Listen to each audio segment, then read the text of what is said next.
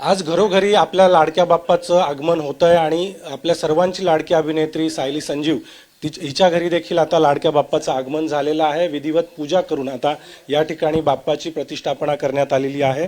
सायली संजीव आपल्यासोबत आहे. सायली, दरवर्षी बाप्पाची नाशिकमध्ये येऊन तू प्रतिष्ठापना करत असते, यंदाचं काय वैशिष्ट्य आहे?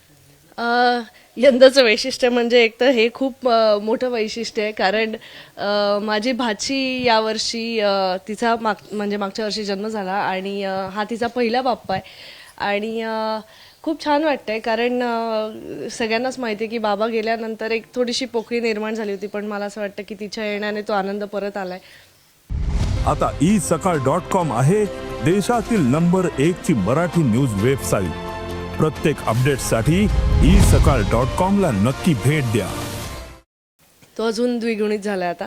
आणि यावर्षी वैशिष्ट्य हेच आहे की तिचा तो पहिला बाप्पा आहे आणि तिने मगाशी मांडीवर बसून पूजा देखील केली थोड्या वेळ. आणि ती कधीही ती इतक्या लवकर उठत नाही, पण ती इतक्या लवकर उठून सगळ्यात आधी तयार होऊन ती बसली होती. त्यामुळे एक आपण म्हणतो ना, बाप्पा आणि बाळांचं काहीतरी कनेक्शन असतं, तर ते आज तर अगदी स्पष्ट जाणवलं.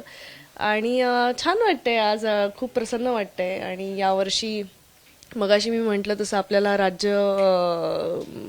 म्हणजे राज्याचा आपल्याला उत्सव घोषित केला गेला आहे, त्यामुळे अजून आनंद होतोय आणि अजून असं वाटतंय की हे किती आपलं आहे आणि अजून छान वाटतंय या गोष्टीमुळे.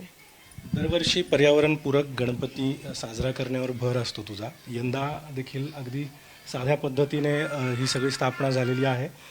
बाप्पाची जी मूर्ती आहे ती देखील खूप सुंदर आहे. कुठून बनवून घेतली आहेस आणि कशा पद्धतीने सगळी डेकोरेशन? ही अगदी पूर्णपणे शाडू मातीची बनलेली आहे मूर्ती. आणि शैलेश लोके म्हणून आहेत जे आपल्या लालबाग परळला राहतात, आणि ते दरवर्षी आता गेले 3-4 वर्ष ते ही मूर्ती बनवतात. आणि ही मूर्ती अशीच आहे, याच्यात काही बदल होत नाही, फक्त पितांबराचा आणि शेल्याचा रंग बदलतो, बाकी काही बदल होत नाही. आणि याच पाटावरती ती मूर्ती घडवतात. असं नाहीये की कुठल्या साच्यात घडवतात, ते संपूर्णपणे हाताने ही मूर्ती घडवतात. आणि अर्थातच इको फ्रेंडली. तर यावर्षी काय करायचं, तर मला असं वाटतं की मी खऱ्या फुलांचा देखावा कधी केला नव्हता, त्यामुळे यावर्षी तो एक प्रयत्न केला. आणि त्यातही कलर काहीतरी वेगळा वापरण्याचा प्रयत्न केला, म्हणून गुलाबी आणि पांढऱ्या फुलांचा देखावा केला. शक्यतो जितकं कमीत कमी पर्यावरणाला नुकसान पोहोचेल अशा पद्धतीने साजरा करायचा असतो गणेशोत्सव. त्यामुळे इथे प्लास्टिक तरी शक्यतो तुम्हाला दिसणार नाही. त्यात फुलं असतील, सगळी खरी फुलं वापरलेली आहेत. त्यात जी पानं आहेत ती सुद्धा खरी आहेत, आणि कुठेच काहीच प्लास्टिकचा वापर केला गेलेला नाही आहे. आणि मला असं वाटतं की जितकं आपल्याकडनं शक्य आहे तितकं या गोष्टी सांभाळायला हव्यात. पूजा देखील दरवर्षी तूच करतेस बाप्पाची तुझ्या हाताने. हो. संदेश द्यायचा असतो या माध्यमातून. मला असं वाटतं की जेव्हापासून मी गणेशाची स्थापना करायला लागले स्वतः, तर मला असं वाटतं की तोपर्यंत असं आमच्याही घरात होत होतं की नाही पुरुषाने बसवायला हवा का गणपती वगैरे.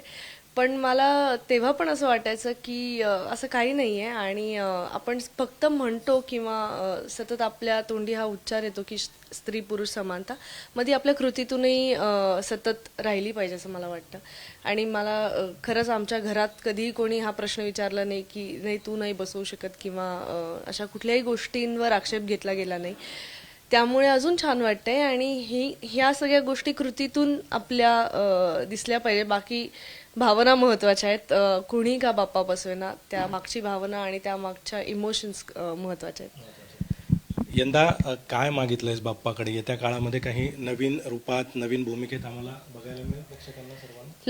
लवकरच. आणि कायम छान छान कामं करून तुमच्या सगळ्यांपर्यंत पोचायचं असतं, प्रेक्षकांपर्यंत पोचायचं असतं. आणि भरभरून आजवर प्रेक्षकांनी आणि सगळ्यांनीच, अगदी मीडिया, तुम्ही सगळ्याच माध्यमांनी खूप प्रेम केलं आणि खूप आशीर्वाद तुमचे कायम होते. असेच यापुढे आमच्यावर प्रेम आणि आशीर्वाद असू द्यावेत, हीच ईश्वराचरणी प्रार्थना आहे. बाप्पाकडे काही वेगळं मागितलंयस का? नाही, अजून तरी नाही मागितलं. जी त्याची इच्छा असेल ते.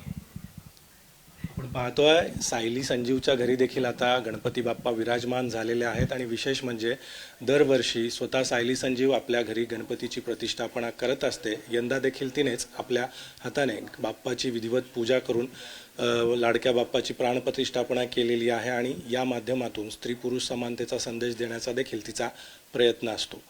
कॅमेरामन प्रवीण काळबांडेसह अभिजित सोनवणे, साम टीव्ही, नाशिक. देश विदेशातील प्रत्येक घडामोडींचे लाईव्ह अपडेट मिळवण्यासाठी आता साम टीव्हीच्या सर्व सोशल मीडिया प्लॅटफॉर्मला लाईक, फॉलो आणि सबस्क्राईब करा. तसंच सर्व नोटिफिकेशनसाठी बेल आयकॉन प्रेस करायला विसरू नका.